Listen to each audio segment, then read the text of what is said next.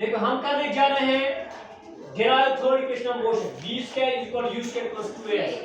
This is the third equation of motion which we will derive. ठीक है ना? अब देखो हमने सेकंड इक्वेशन में भी देखा, यहाँ हमें ऑलरेडी मालूम है what is velocity. Velocity is displacement by time. यहाँ आप डिस्प्लेसमेंट को क्या कर लिख सकते हो? वेलोसिटी इनटू टाइम, है ना? Yes sir. यहाँ पर मैं वही लिखूंगा, displacement is equal to velocity into time. Velocity into time. because velocity जो है वो है displacement upon time, जो definition है velocity, है ना? Yes sir. यहाँ पर लिख सकता हूँ average velocity, ठीक है?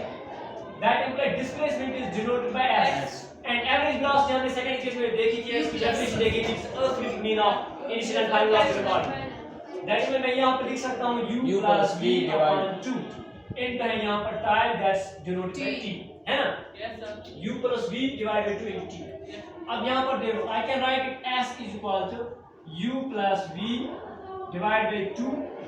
अब t का जो वैल्यू है वो मैं सब शूट करूंगा. देखो आप यहाँ पर we know v is equal to u plus at from first equation of Motion. I can write v this u को मैं यहाँ शूट करूंगा what is it minus u is equal to 80, है ना? Yes sir. और I can write v minus u divided by a is equal to t, है ना? Yes sir. अब t किसके इक्वल में निकल गया है? v minus u divided divided by by a. a. ये हमने कहाँ से हासिल किया? First equation. equation of motion. अब इस t के बाद मैं क्या करूँगा? Replace v v minus u minus u divided divided by by a. a. यहाँ पर मैं लिखूँगा v minus u divided by a from first equation of motion. ठीक है ना? Which implies that this is 2 into a. यहाँ पर मैं इसे वो करूँगा. This is u. अगर मैं यहाँ पर लिखूँगा u plus v or v plus u, it's one and the same, है ना? Because यहाँ पर है v minus u, मुझे इसको बनाना है a plus b into a minus b. This is v plus u into v minus u, है ना? Yes sir. चाहे आप लिखो u plus v, चाहे आप लिखो v plus u. This is one and same. 1 plus 2 is 2 plus 1. चाहो. अब यहाँ पर देखो 2 into a is 2a, है ना? That implies अगर मैं इस 2a को यहाँ शिफ्ट करूँगा, what will it become? 2as. So it will become 2as. अब यहाँ पर आप देखो, this is a plus b into a minus b. B.